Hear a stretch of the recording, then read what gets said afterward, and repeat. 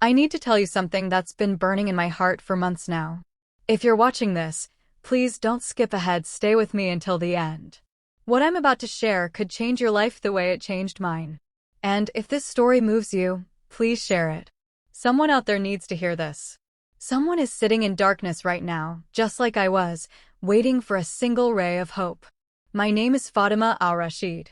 I'm 52 years old, and I was born in Tabuk, a strictly conservative city in northwestern Saudi Arabia where the mountains meet the desert and tradition rules every breath you take.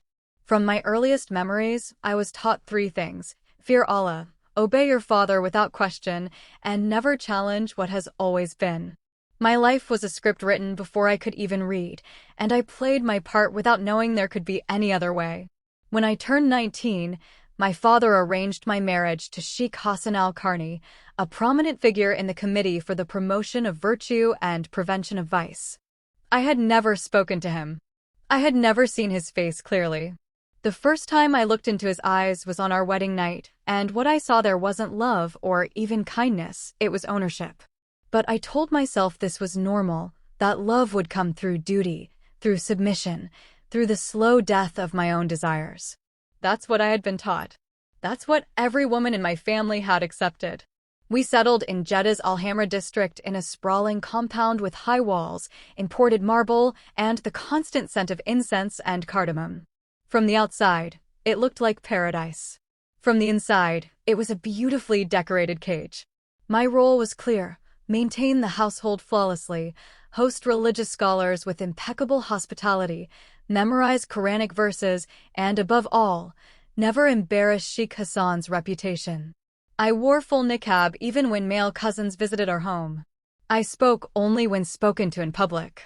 My days blurred together in endless cycles of ritual washing, prayer schedules, and managing a home that had to appear perfect because any flaw reflected on my husband's standing in the religious community. 3 years into our marriage, I gave birth to a daughter. We named her Yasmin. The moment they placed her in my arms, something cracked open inside me that I didn't know existed. It wasn't duty or fear or religious obligation. It was pure, fierce, overwhelming love. I would hold her in the quiet moments and whisper dreams I had buried so deep I'd forgotten they existed. I wanted her to laugh freely, to read everything, to see the world beyond these walls. She became the only light in my carefully controlled, suffocating existence. As Yasmin grew, she was different from the other girls in our extended family. She asked uncomfortable questions. She laughed too loudly. She was sharp, strong-willed, and startlingly intelligent.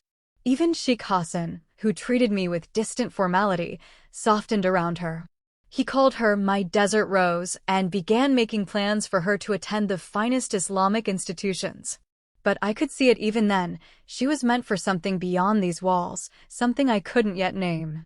When Yasmin turned 17, discussions about her future intensified.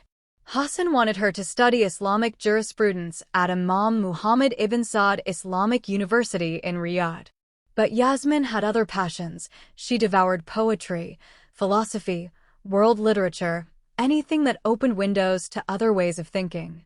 I quietly supported her longings even though I could never say so aloud. After months of careful negotiation, Hassan agreed to send her abroad. His position gave us privilege others didn't have, and he believed a Western education from a prestigious university would only enhance our family's reputation. It was decided Yasmin would attend Georgetown University in Washington, D.C. The official story to our relatives was that she would be pursuing advanced Islamic studies in interfaith dialogue, but we all knew she would taste a freedom there that we couldn't imagine. I packed her suitcases with trembling hands, long sleeves, modest scarves, her prayer rug, her Quran. I kissed her forehead and told her to remember Allah in everything. But in my heart, I whispered a different prayer: that she would find joy, purpose, and truth, even if it wasn't what we'd been told was the only truth.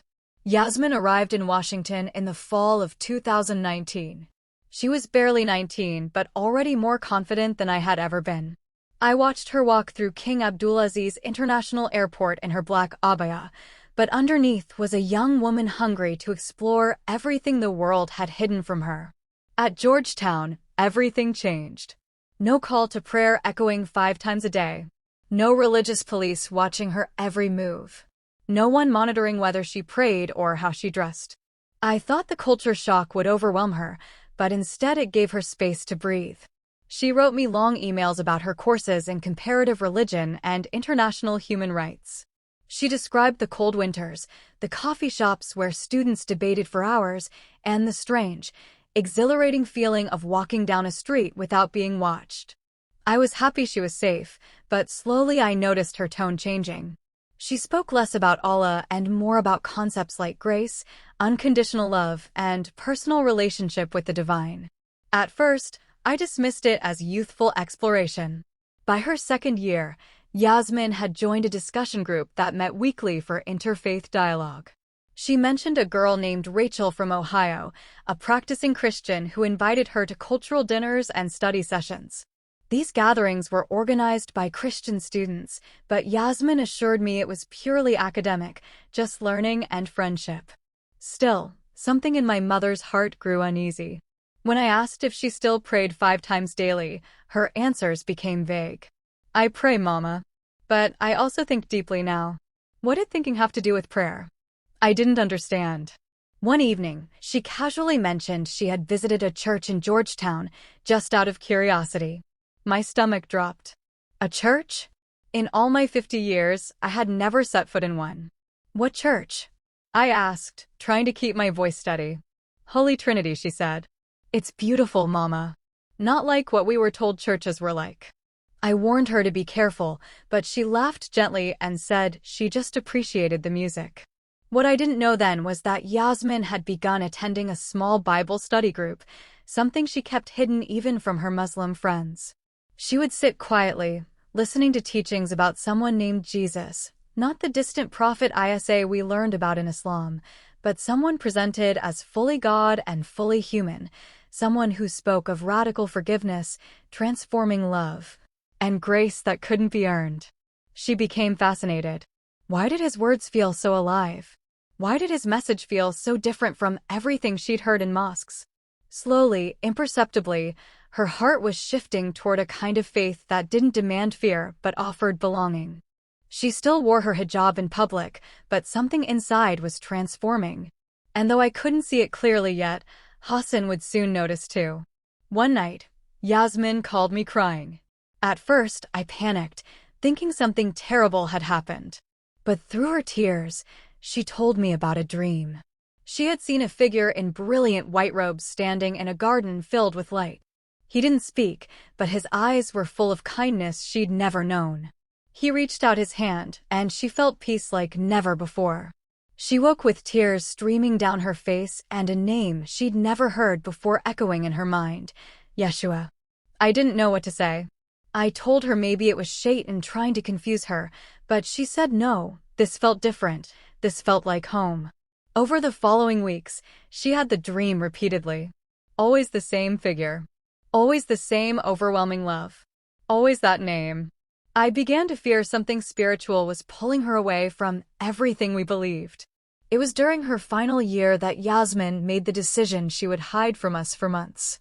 Alone in her small apartment near DuPont Circle, she knelt on the floor, not facing Mecca, but simply facing the open window, and whispered a prayer in English. Jesus, I believe in you. I don't understand everything yet, but I know you're real. Take my life. I only learned about this moment much later, from the journal she kept hidden. At the time, all I noticed was that Yasmin seemed lighter, more joyful, more at peace than ever before. She spoke about forgiveness, about loving enemies, about a God who knows you personally by name. I didn't realize she had already crossed a line that could never be uncrossed. To me, she was just exploring new ideas. To Yasmin, she had already left Islam and stepped into a faith that filled every corner of her soul. She graduated with highest honors in Middle Eastern studies and human rights. When Hassan and I flew to Washington for her graduation ceremony, she embraced us tightly, but I noticed a small silver cross hanging beneath her scarf. I asked about it, and she smiled and said, "Just a gift from a friend, Mama." I knew better. Something had fundamentally changed. That summer, she returned to Jeddah, and I welcomed her home with tears of joy and secret dread. I believed she had gone abroad, learned well, and was ready to serve with dignity. But Yasmin had returned with more than a degree. She had come home carrying a message, one that would soon tear everything apart. I didn't know it yet, but the daughter I raised in the ways of Islam had already left Allah behind. She had come home with the name of Jesus written on her heart, and with it, a storm that would change our lives forever. When Yasmin came home in the summer of 2023, everything in our house looked exactly as she'd left it. Her prayer rug was neatly folded. Her Quran sat on the nightstand. But Yasmin had changed. She moved through the house differently, calmer, quieter, strangely peaceful. She still wore her abaya as expected, but something in her eyes was different, softer yet somehow stronger. One morning while sorting laundry, I found a thin chain tangled in her scarf. A small cross hung from it. My hand shook. I tucked it back silently, saying nothing. I told myself it meant nothing, maybe just a souvenir, maybe a symbol of friendship. But deep inside, I knew it meant everything. It was a warning. As weeks passed, I noticed more changes. She no longer joined us for every prayer time. When the call to prayer echoed from Al-Shafi Mosque nearby, she sometimes stayed in her room. When I asked if she'd prayed, she would say softly, "Yes, Mama," but never met my eyes. One Friday after Jumu'ah prayer at our local mosque, the imam gave a sermon about the dangers of Western corruption. Afterward, Yasmin quietly asked him, "How can we be certain the Quran has never been altered?" His face froze. He rebuked her gently but firmly. "Doubt is the seed of destruction, daughter. Do not question what is perfect." I apologized for her and pulled her away, whispering harshly never to speak like that again. She just looked at me calmly and said, "I'm only seeking what my heart needs to know." At first, I convinced myself it was just readjustment, that many students returned from the West temporarily confused. I even blamed myself for sending her so far away. I asked her gently one night, "Do you still believe in the Quran, my daughter?" She smiled and took my hand. "I believe in truth, Mama." Her answer wasn't what I wanted, and I didn't know whether to be angry, afraid, or ashamed. But I stayed quiet.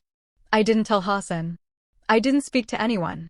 I convinced myself silence would preserve peace, that maybe she would come back, that this phase would pass.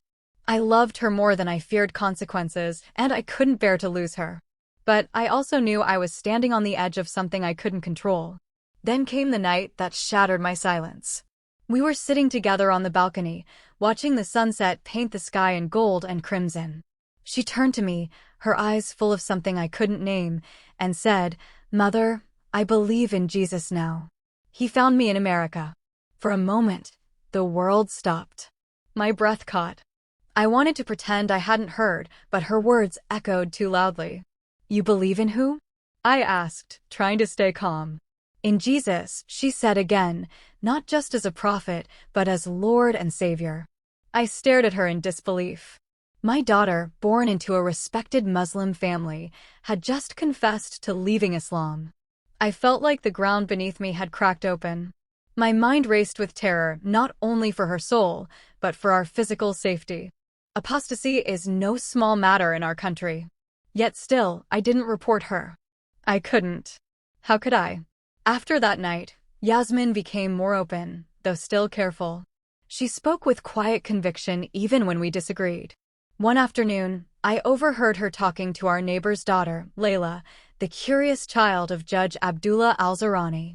They sat in the garden with tea, and I heard Yasmin gently speaking about peace, mercy, and unconditional love. She never mentioned Jesus directly, but I knew what she was doing. I confronted her that evening. "What if someone overhears you?" I whispered harshly. She looked at me without fear. "What if someone truly listens?" she replied. "Layla asks the same questions I once asked, Mama. Don't you want her to find real answers?" I felt torn between pride and panic. She was brave, too brave. I warned her people had died for less, that even whispering doubt could bring disaster. But she just smiled that unwavering smile and said, "I'm not afraid anymore. I know who holds me." The pressure in our house grew unbearable. Yasmin was no longer fully hiding. Though she still dressed modestly and performed outward duties when necessary, her heart was elsewhere, and it showed. Hassan began noticing her long hours alone in her room, her refusal to attend certain religious gatherings, her unwillingness to recite Quran with him. One day he said to me, "There is something different in her eyes. Not rebellion, but something deeper. Watch her closely." I nodded silently, fear twisting in my stomach. I knew the storm was coming, and I knew that no amount of status or reputation could protect her or me. Still, I didn't speak. I couldn't betray her. I carried her secret alone, knowing it was only a matter of time before someone else would see what I saw. She was no longer hiding, and the truth cannot stay buried forever. It happened on a Tuesday afternoon in late August. Yasmin was in her room, and our housemaid, Rania, was folding clothes just outside her door. I was preparing lunch when Rania came rushing in, face pale and trembling.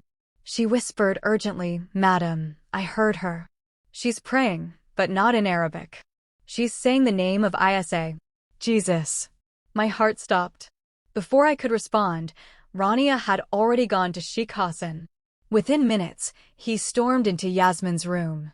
I followed closely, silently begging him with my eyes to stay calm. But it was too late. Yasmin stood with her Bible open on the bed, her lips still moving in quiet prayer. Hassan snatched the book and hurled it across the room. "You spit on Islam?" he shouted.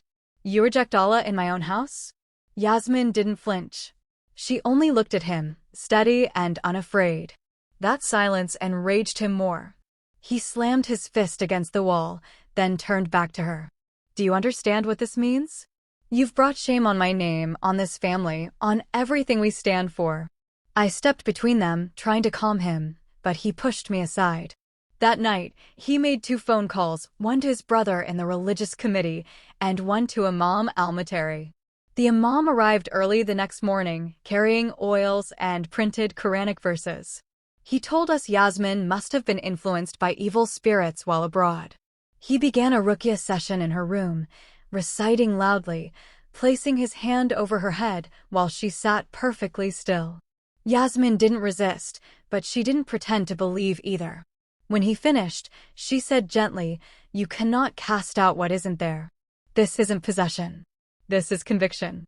The Imam stared at her, stunned, then turned to Hassan.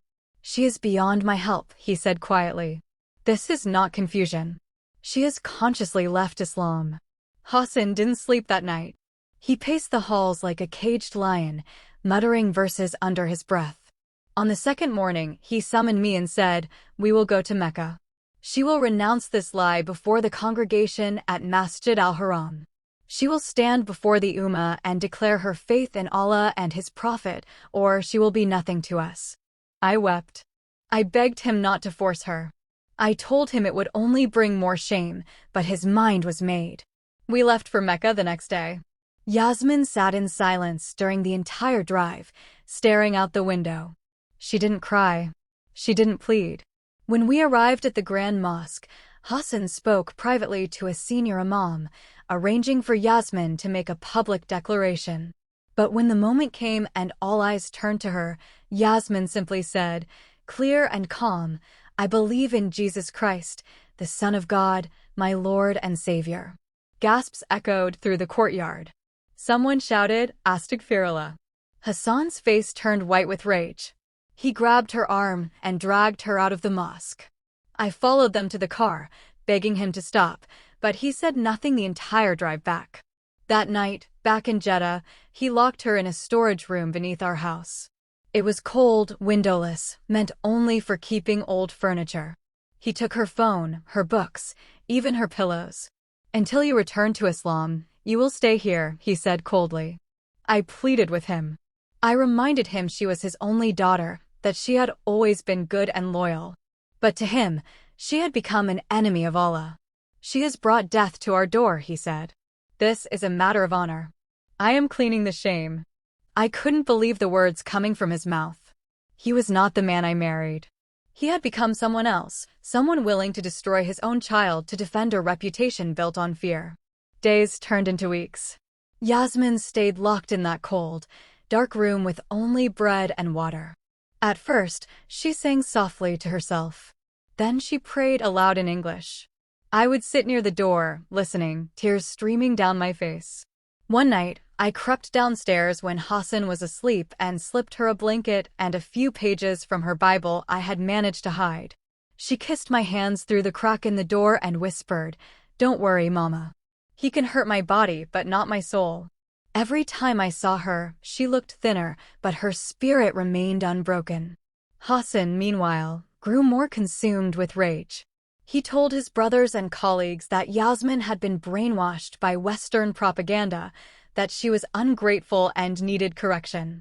He even consulted with a cleric from Medina about sending her to a private rehabilitation facility for apostates. I feared he was planning something worse. I wanted to save her, but I didn't know how. Every move I made was watched. Rania had become silent and distant, no longer helping me with small mercies. Friends from the neighborhood stopped visiting. Rumors spread, and I knew it wouldn't be long before someone from the religious authorities took formal notice. Still, I couldn't let go. Late at night, I would kneel in my room and whisper words I barely understood. "Jesus, if you are real, protect my daughter." I didn't know what I was doing or who I was praying to, but I was desperate. The man I once respected now terrified me. Our home had become a prison, and my daughter was its captive. But Yasmin never broke. Every time I looked into her eyes through that narrow opening, I saw something burning brighter than fear. And that frightened me more than anything, because I knew Hassan could see it too. It was a Wednesday night, just after midnight, when everything ended. I had finished my prayers, though by then I wasn't sure who I was praying to anymore, and sat in the living room in silence. That's when I heard the first scream. It came from the basement. Sharp, high, filled with unbearable pain. I ran to the stairwell, but the door was locked. Hassan had taken the key to bed. I pounded on the door with my fists, shouting her name, shouting for him to stop. The walls were thick, but I could hear it clearly, the sound of something striking flesh, something boiling, the hiss of scalding liquid hitting skin, and her choking, desperate sobs. My knees buckled. I collapsed on the floor, helpless, listening to my child's agony. Minutes felt like hours. Then silence. A heavy, suffocating silence that told me something had ended forever. The next morning, I woke on the floor, my head aching, my hands bruised from pounding the door. I rushed to the basement as soon as Hassan left for dawn prayer, using the spare key I had hidden months ago. The smell hit me first, burnt skin, blood, and something else I still can't describe. Yasmin lay on the cold concrete floor, her body curled inward, her skin blistered and raw, her lips slightly parted, her eyes closed. I called her name again and again, but she didn't move. I touched her face, cold still. She was gone. My daughter, my only child, had died alone in pain on the floor of our own home. My screams filled the house, but no one came. Rania stood at the top of the stairs, trembling. She had seen Hassan carry the pot of oil down the night before. She had heard what I heard, but she said nothing until it was too late. An hour later, the police arrived. I didn't call them, Rania had, using her hidden phone to dial emergency services in secret. When the officers came, Hassan was unnervingly calm. He told them Yasmin had been mentally unstable for months, that she had refused food, harmed herself, and died from a psychological breakdown. He even produced medical reports, fabricated ones from a private clinic in TAFE. The officers looked at the body, took a few notes, then left. No autopsy. No photographs. No investigation. The case was closed in less than an hour. Death by mental health crisis. That's what they wrote. No charges. No arrest. The story was buried before the body ever was. I wanted to scream, to fight, to expose the truth. But I had no one. No lawyer would touch a case involving a senior religious official. Yasmin's name disappeared from every record as if she had never existed. Her burial was rushed. There was no funeral prayer over her grave, no friends, no neighbors, no farewell, just a quiet plot on the edge of the cemetery in Al-Nasim. I watched them lower her into the ground, wrapped in a plain white cloth, her face already erased from the world. Hassan didn't shed a single tear. He stood stiff, muttering Quranic verses, and left before the soil was even packed down. I stayed long after everyone else had gone, kneeling beside her grave, weeping until my voice broke. I whispered apologies. I begged her to forgive me. I told her I had tried to protect her, tried to reason with him, tried to find another way. But in the end, I failed. I failed as a mother, and I couldn't undo any of it. I returned home that night to a house where the scent of burnt oil still clung to the walls like a curse. That night, I couldn't sleep. I lay in my room with the lights off, staring at the ceiling, my chest heavy with unbearable grief. And then something happened. The air shifted, just slightly at first, like someone entering quietly. I sat up, heart pounding. The room filled with a soft glow. I turned toward the door, and there she was. Yasmin. Not as she had died, but whole. Her skin unscarred, her eyes bright, her hair loose over her shoulders. She stood in white, glowing gently. Her face was peaceful, not angry. She looked at me and smiled. I couldn't move. I couldn't breathe. "Mama," she said, her voice calm and tender. "I forgive him. I'm with Jesus. I saw him. He welcomed me home." I burst into tears. I wanted to reach out to hold her, but my hands wouldn't move. She wasn't here to stay, she was here to give me peace. And then, just as quietly, she was gone. After the vision, I didn't sleep. I sat in silence until the morning call to prayer echoed across the rooftops. But I didn't rise to pray. I couldn't. I didn't know who to pray to anymore. Allah had not saved my daughter. The imams had turned away. But Yasmin, she had found peace. She had seen something on the other side, something real, something that loved her. I remembered her words again and again. "He found me, Mama. Jesus found me." I held on to that sentence like a lifeline. It was the only truth that made sense in the horror. That night changed me forever. I wasn't the same. I didn't understand everything, but I knew this.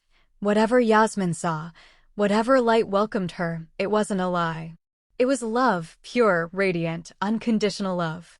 And for the first time in my life, I wanted to follow that love, even if it cost me everything. After Yasmin's death, the house became a tomb. Every room reminded me of her laughter, her questions, her quiet prayers behind closed doors. But it wasn't just memory that haunted me.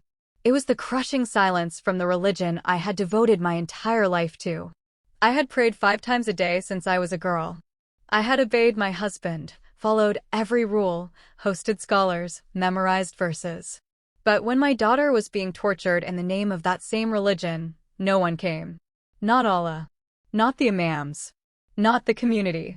I began to wonder, not with anger, but with deep sorrow, was this what Islam truly taught? That a daughter's death could be justified in the name of honor? That silence was holier than compassion? I felt the foundation of everything I believed begin to crack. One afternoon, I found myself in Yasmin's room. It had been untouched since the funeral. Her bedsheets were still folded. Her books stacked neatly on her desk.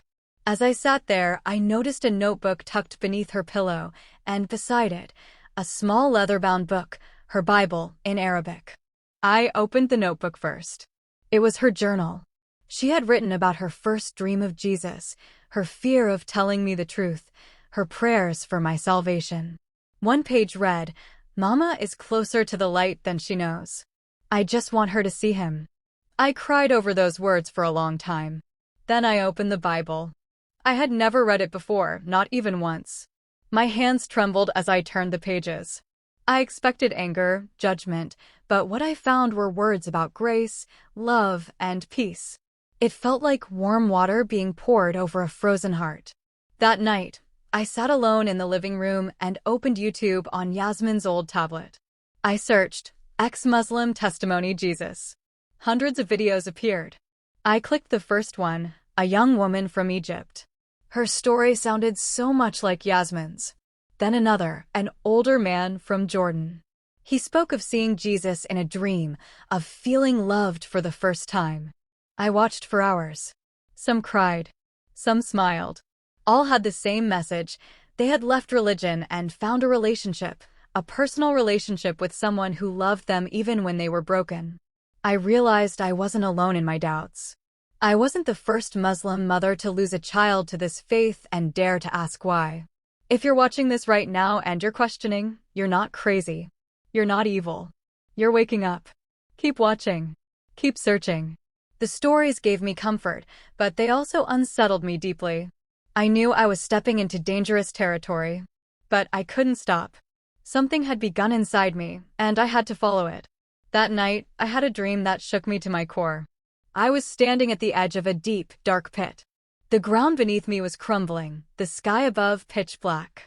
From the pit, I heard voices, angry, accusing voices. They sounded like imams, like Hassan, like every cleric I had ever served tea to. You betrayed the truth, they shouted. You deserve fire. You rejected Allah. I fell to my knees, terrified, crying out for help. But there was no light, no escape. The darkness felt alive, wrapping around my legs, trying to pull me in. I screamed for mercy, but none came. Then, just as the voices grew deafening, I heard a whisper, gentle, firm, completely different. This is not your end. In that moment, the darkness paused just long enough for me to open my eyes. I sat up in bed, drenched in sweat, heart racing.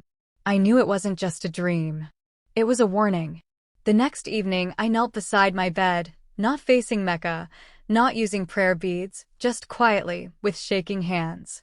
I whispered words I never thought I'd say. Jesus, if you are real, come to me. I don't know who you are, but Yasmin loved you. And I saw her. I saw her face after she died. She was not afraid. If you are who she said you are, I need you now. Please show me. The moment the words left my lips, I felt something shift in the room. The air became still, heavy, but warm. Then a light, soft, steady, filled the corner of the room. It wasn't blinding, but it was bright enough to chase away every shadow. I froze, unable to move or speak. And then I heard it, a voice, not loud, not harsh, but full of peace. It said only 5 words, "You are not forsaken, Fatima." Tears streamed down my face. I didn't see anyone, but I didn't need to. The voice was real. The light was real. And the peace, it filled every broken place inside me. I had spent my entire life trying to be perfect in the eyes of religion. But in that moment, I was simply known and still loved. I stayed on the floor for what felt like hours, just breathing, just crying. I knew everything had changed. I wasn't ready to tell anyone. I wasn't even ready to say I had converted. But something deep inside me had awakened. I wasn't walking in darkness anymore.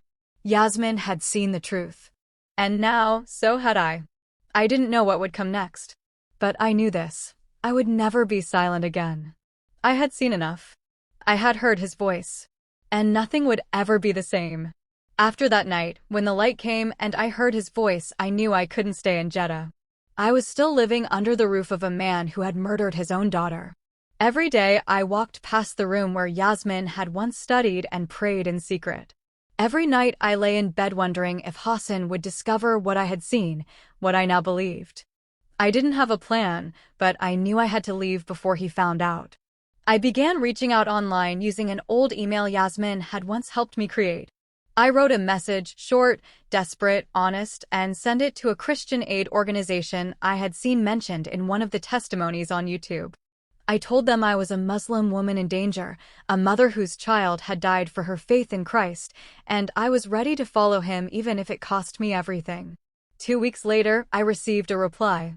It came from a woman named Sarah who worked with a small Christian network that helped persecuted believers find safe passage. She didn't ask many questions. She only asked one thing: "Are you sure you're ready to leave everything behind?" I said yes. I was more than ready. With their help, I applied for a tourist visa to Turkey. Hassan believed I was traveling to visit a cousin in Istanbul for a short women's retreat. He barely looked up when I told him. He had been distant since Yasmin's death, more focused on his ministry and public image than anything else. I packed only a small suitcase. In it, I placed my passport, a change of clothes, Yasmin's Bible, and her journal with her final prayers. I wore my niqab as I left the house, but I knew it would be the last time I wore it in submission. I wasn't going back. The flight to Istanbul was quiet. I stared out the window the entire time, praying silently, whispering Jesus' name under my breath. My hands were shaking, but I felt free. When I landed at Istanbul airport, I was met by two women from an underground church. They didn't ask many questions. They gave me a warm blanket, bottled water, and drove me straight to Izmir, where I was placed in a small guest house run by a local Christian family. For the first time in my life, I was safe. Somewhere no one could tell me who I had to be, what I had to say, or who I was allowed to worship. I fell to my knees that night in that small room. No prayer rug, no compass pointing to Mecca, no Arabic verses. Just me and Jesus. I wept, not in fear, but in release. I had left everything behind: my name, my home, my country. But I had found the truth. The asylum process was difficult. I had to meet with government officials, provide proof of my story, explain why I could never return to Saudi Arabia. I showed them Yasmin's journal, documentation from the clinic, and the hidden medical report I had kept after her death. It was enough. A month later, I received official notice that I had been granted asylum under protection for religious persecution. I was given temporary residency and the freedom to remain in Turkey legally. That night, Sarah and her husband took me to a small church overlooking the Aegean Sea. It was quiet, simple, wooden pews and a white cross on the wall. The pastor prayed over me. I asked to be baptized. They offered to wait until I felt ready, but I told them I had waited too long already. A week later, I was baptized in the shallow waters near Ephesus. I took a new name, Grace. They asked why I chose that name, and I told them because I should be dead, but I'm alive. Because I should be bitter, but I'm at peace. Because I lost everything, but I've been given something greater. In that moment, as the water washed over me, I saw Yasmin again in my mind, standing in white, smiling, whole. I knew she was watching. I knew she was rejoicing. I no longer felt ashamed. I no longer needed to hide. I was not an ex-Muslim defined by what I left behind. I was a new creation, a daughter of the living God. I began attending discipleship classes at the church, learning the scriptures Yasmin had once read in secret. I found healing in the words of Jesus, in the promises he made, in the hope he offered freely. And slowly, the pieces of my shattered heart began to fit together again, not in the same shape, but into something new, something stronger, something beautiful. News of my departure eventually reached Jeddah. Within weeks, Hassan announced to the community that I had dishonored him by abandoning Islam and fleeing to the West. He remarried quickly, a younger woman from a family connected to the religious courts, and made it clear that I was no longer his wife. I received no formal divorce, just a message sent through his assistant stating, "You're dead to us now." I expected it. In some ways, I welcomed it. It was a strange feeling, being erased from every record, every family photo, every memory. But I remembered what Yasmin had written in her journal: "If the world forgets you, heaven will still know your name." I wasn't afraid anymore. I had already been dead inside for 50 years. Now I was alive in Christ.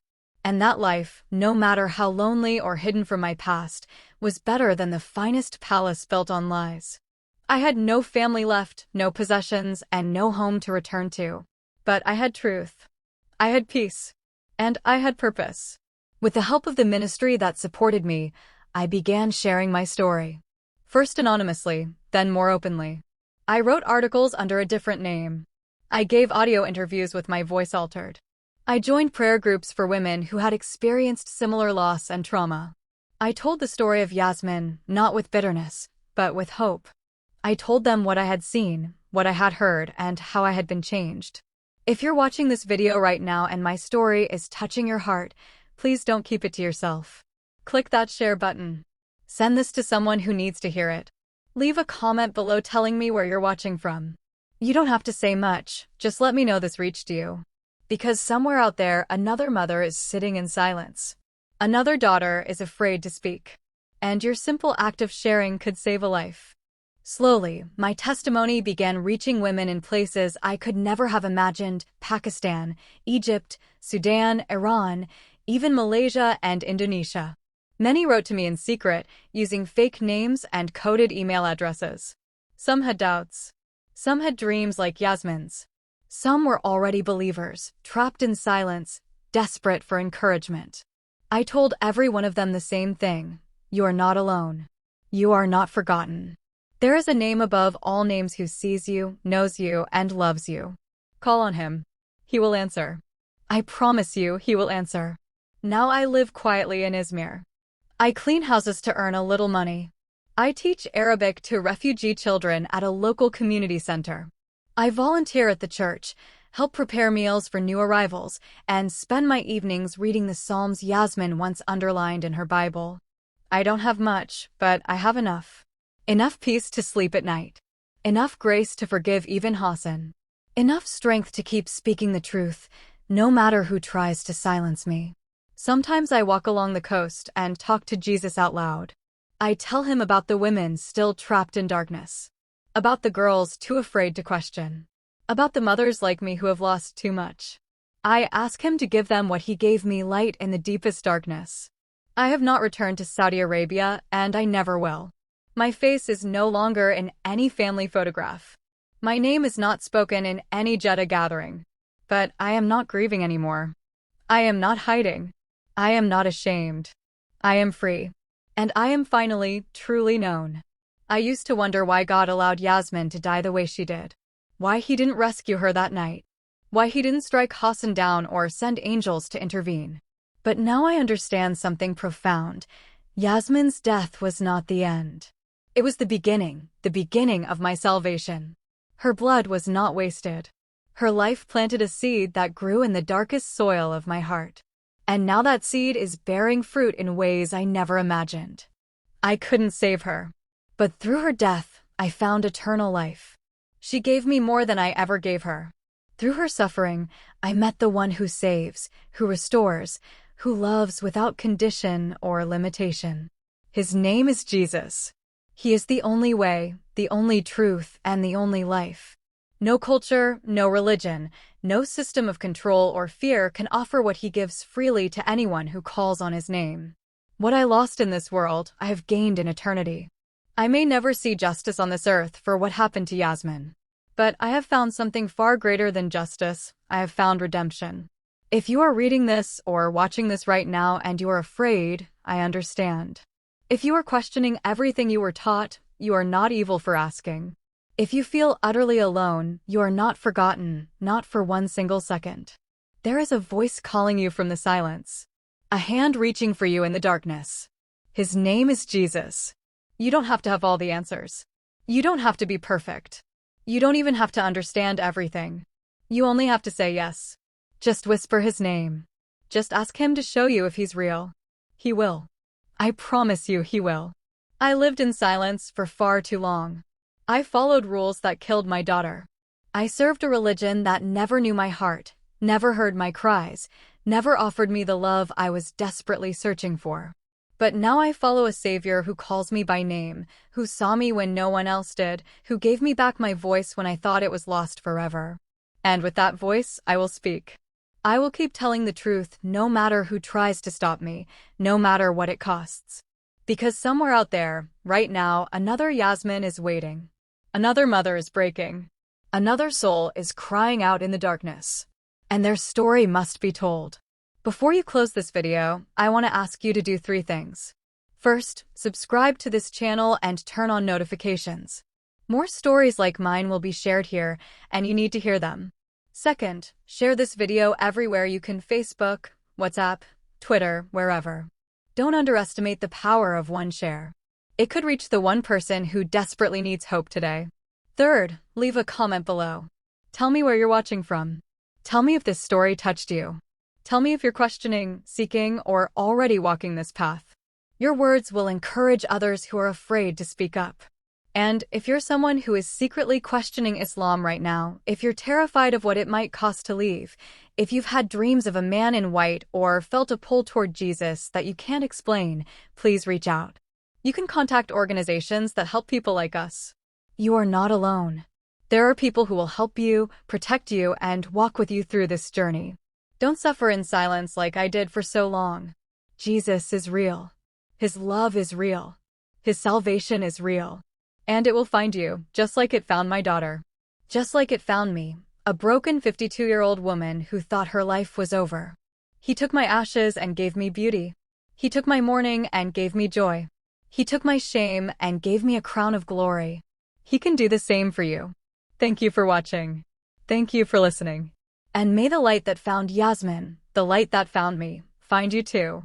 His name is Jesus Christ, and he is calling your name right now. Don't be afraid. Answer him. Your life will never be the same. If this video impacted you, please share it now. Someone's eternity might depend on it. God bless you, and may you find the truth that sets you free.